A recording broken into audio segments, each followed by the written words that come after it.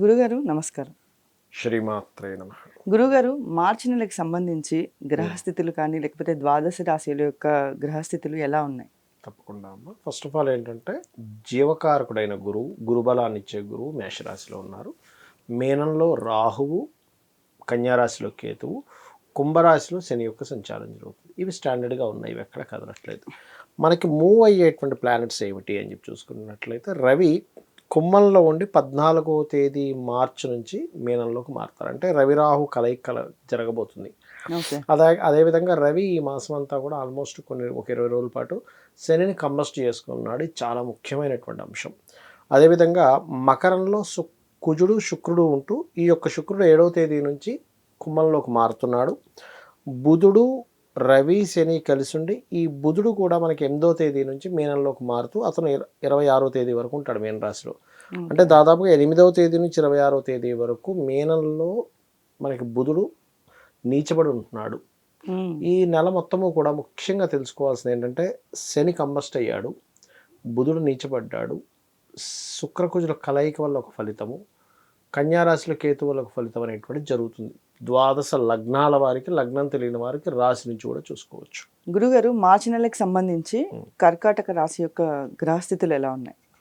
కర్కాటక రాశి వారికి ఒకటేనమ్మా, ఈ మార్చి మాసంలో ప్రధానంగా అష్టమంలో ఆల్రెడీ వీళ్ళకి అష్టమ శని నడుస్తుంది. అష్టమ శని, దానికి తోడు అష్టమ శనిని రవి కంబస్ట్ చేస్తున్నాడు. అంటే ఏమిటి, ఇది ఒక రకంగా మంచిదే అని చెప్పాలి. ఎందుకంటే అష్టమ శని యొక్క ప్రభావం తగ్గుతుంది ఎప్పుడైనా కంబస్ట్ అయినప్పుడు. అయితే అష్టమ సంబంధమైనటువంటివి కూడా కొన్ని ఆగుతాయి. అంటే ఏంటి, ఏదైనా రీసెర్చెస్ చేస్తున్నాను అనుకోండి, అటువంటివి ఆగుతుంటాయి. రీసెర్చ్ చేసే వారికి, పిహెచ్డీస్ చేసేటువంటి వారికి ఆ రకంగా కొంత ఆటంకాలు ఉన్నాయి. ఏనాడు శని అష్టమ శని ప్రభావం కూడా తగ్గుతుంది. ఆర్థిక పరంగా ఎలా ఉంది గురుగారు? ఫైనాన్షియల్ హౌస్ మీద గురువు యొక్క సంపూర్ణ దృష్టి ఉంది కాబట్టి ఖచ్చితంగా ఫైనాన్షియల్ గ్రోత్ అనేటువంటిది ఉంది, దానిలో ఎటువంటి ఇబ్బంది లేదు. విద్యార్థులకు సంబంధించి ఎలా ఉంది గురుగారు? విద్యార్థులు కనుక చూసుకుంటే శుక్రుడు ప్రధానంగా 7వ తేదీ వరకు ఎగ్జాల్టెడ్ మార్స్తో కలిసి ఉన్నాడు కాబట్టి విద్యార్థులు వీళ్ళ కెరీర్ కోసం చేసే విద్య ఏదైతే ఉంటుందో అది చాలా అనుకూలంగా ఉంది. వివాహం పరంగా ఎలా ఉంది గురుగారు?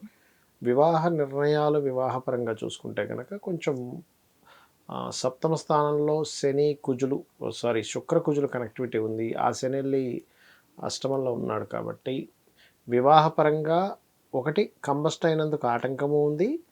మరలా వీళ్ళు ఎవరినైతే ఇష్టపడతారో వివాహం చేసుకోవాలని, ఆ ఇష్టపడిన వారిని వివాహం చేసుకునే ప్రయత్నం కూడా ఫలిస్తుంది. బట్ గణపతి ఆరాధన చేసుకోవాలి, ఎందుకంటే కేతువు దృష్టి ఉంది కాబట్టి. అంటే మధ్యవర్తిత్వాలు, ఎవరైనా మధ్యవర్తిత్వం చేసే వాళ్ళు ఏదైనా వీళ్ళ ఈ సంబంధం చెడగొట్టే ఛాన్స్ ఎక్కువగా ఉంటుంది. ఈ రాశి వారి ఆరోగ్య పరిస్థితి ఎలా ఉంటుంది గురుగారు? ఆరోగ్యానికి కారకుడైనటువంటి గురువు దశమ స్థానంలో ఉన్నాడు. పెద్దగా అనారోగ్య సమస్యలు వచ్చేటువంటి యోగం అయితే ఏం చూపించట్లేదు కాబట్టి నో నీడ్ టు వరీ. కొంచెం నరాలు పట్టుకుని ఉంటాయి, అదొకటి చూసుకోవాలి. కొంచెం కాన్స్టిపేషన్ అంటారు చూసారా, కొంచెం ఫుడ్ తీసుకునేటప్పుడు కొంచెం చూసుకొని తీసుకోవాలి. వృత్తి వ్యాపారానికి సంబంధించి ఎలా ఉంటుంది గురుగారు? వృత్తి స్థానంలోని గురువు ఉన్నాడు, గుడ్ వ్యాపార స్థానాధిపతి కూడా కాస్త 7వ తేదీ వరకు కూడా బాగున్నాడు కాబట్టి నో నీడ్ టు వరీ, బాగుంటుంది. వీళ్ళు పాటించాల్సిన రెమెడీస్ ఏమైనా ఉన్నాయా గురుగారు?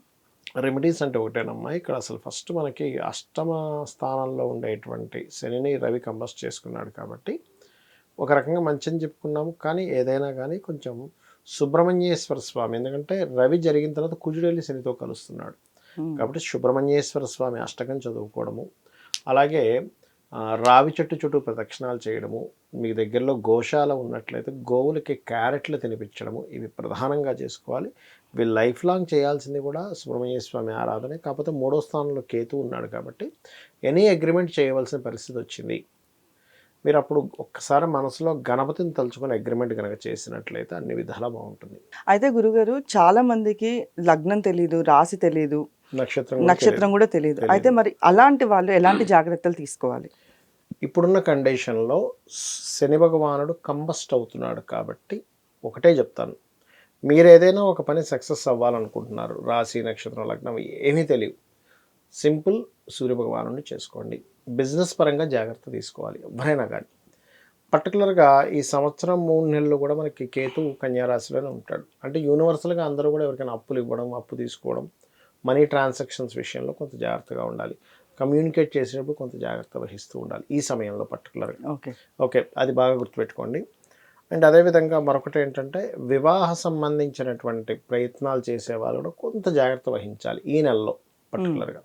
అయితే ఇప్పుడు ఏమీ తెలియనప్పుడు రెమెడీస్ కూడా ఎట్లా చేసుకోవాలని అడుగుతూ ఉంటాను. ఇక్కడ శని భగవానుడు అందరికీ కర్మకారకుడే. నీకు లగ్నం తెలిసినా తెలియకపోయినా ఎవరికైనా కూడా అందరికీ కర్మకారకుడు ఎవరు, యూనివర్సల్గా కర్మకారకుడు ఎవరంటే శని భగవానుడు. ఆయన స్ట్రక్ అయి ఉంటాడు ఈ మంత్లో చాలా మటుకు. అందుకని ఏం చేయాలి అంటే సింపుల్గా శాస్త్రం ఏం చెప్తుంది, ఎవరి ద్వారా కంబస్ట్ అయ్యాడో అస్తంగత్వ దోషం ఏర్పడిందో వారిని మీరు ఆరాధన చేయాలి అని చెప్తారు. అంటే సింపుల్ ఎగ్జాంపుల్ ఎలా అంటే ఇప్పుడు చూడమ్మా, ఒక కుర్రాడు బైక్ మీద వెళ్ళిపోతున్నాడు, ట్రాఫిక్ అతను పట్టుకున్నాడు, నీ లైసెన్స్ ఏవి, నీ ఆర్సీ ఏవి అని అడిగాడు. అప్పుడు ఎవరిని వేడుకోవాలి? పట్టుకున్న అతను, అయ్యా నేను ఇంట్లో మర్చిపోయాను, నేను ఈసారి అలా కాకుండా చూసుకుంటాను, ఏదో దానికి సంబంధించినటువంటి పెనాల్టీ కట్టడము, కొంతమంది వదిలిపెట్టరు, పెనాల్టీ కట్టాల్సింది మర్చిపోతే తీసుకురా, లేకపోతే పెనాల్టీ కట్టండి, లేకపోతే లేవు పెనాల్టీ కట్టితే పట్టుకున్న అతను వదిలేస్తాడు. అలాగే సూర్య భగవానుడు కర్మకారకుడైన శనిని పట్టుకున్నాడు కాబట్టి ఇది ఖచ్చితంగా చేసుకోవాలి అందరూ. అదొకటి. మీనరాశిలో రాహు సంచారం జరుగుతుంది కాబట్టి నేను చెప్పేది ఏమిటంటే పితృదేవత ఆరాధన ఈజ్ మోస్ట్ ఇంపార్టెంట్ ఇప్పుడున్న కండిషన్లో. ఓకే, అది ఖచ్చితంగా చేసుకుంటూ ఉండాలి ప్రతి ఒక్కరు కూడా. అదొకటి. అండ్ అలాగే ఈ ఆయిల్ బిజినెస్ చేసేటువంటి వారు, ఐరన్ బిజినెస్ చేసేటువంటి వారు మరింత జాగ్రత్తగా ఉండాలి. ఎందుకంటే ఆయిల్కి ఐరన్కి శని కారకుడు. అదేవిధంగా షేర్ మార్కెట్స్లో కూడా, షేర్స్లో కూడా ఐరన్ ఆయిల్ లాంటివి కొంటుంటారు ఇటువంటి విషయాల్లో. ఎందుకంటే నువ్వులు, ఐరను, ఆయిల్ అంటే ఏదైనా సరే ఇనుముకు సంబంధించినటువంటిది. అలా అని చాలామంది తెలియక ఏం చేస్తారంటే కారు కూడా ఇనువండి అంటారు. ఇక్కడ కారుని ఇనువుగా తీసుకోకూడదు. కారు ఒక కంఫర్ట్ని ఇచ్చేది. చాలామంది ఏమంటుంటారంటే, నన్ను ఏమడుగుతుంటారంటే, ఏమన్నా ఇనప బిజినెస్ చేయొచ్చా అంటే, ఇనప బిజినెస్ అంటే ఏం చేస్తారంటే కార్లు అంటారు. కార్లు ఇనప బిజినెస్ ఏంటయ్యా, నువ్వు ఐరన్ అమ్మేదైతే ఇనప బిజినెస్ అవుతుంది, కార్ ఇనప బిజినెస్ అవ్వదు, శుక్రుడికి సంబంధించిన బిజినెస్ అవుతుంది అంటే వాళ్ళ ఉద్దేశం ఏంటంటే శనికి సంబంధించిన బిజినెస్ కదా అనుకుంటారు. అలాంటి అన్నింటిలో ఐరన్ ఉంటుంది. అన్నీ శనేనా కాదు కదా, ఇల్లు కడితే కూడా అందులో కూడా ఐరన్ ఉంటుంది. కానీ అది శుక్రుడి కిందకి తీసుకోవాలి మనం చెప్తూ ఉంటాం. అయితే ఇక్కడ ఏంటంటే ఇనుము, నూనె, జాబ్ కన్సల్టెన్సీస్ సంబంధించిన బిజినెస్లు నడిపేటువంటి వారు ఈ మాసంలో ఒక 20 రోజుల పాటు ఖచ్చితంగా కొన్ని నియమాలు పాటించాలి. అందులో ముఖ్యంగా సూర్య ఉపాసన కనుక చేసుకుంటే అన్ని విధాలా బాగుంటుంది. దీంతోపాటు గోశాలకు వెళ్ళి గోవులకి గోధుమ రవ్వ ఉంటుంది, గోధుమ రవ్వ తినిపిస్తూ ఉండాలి.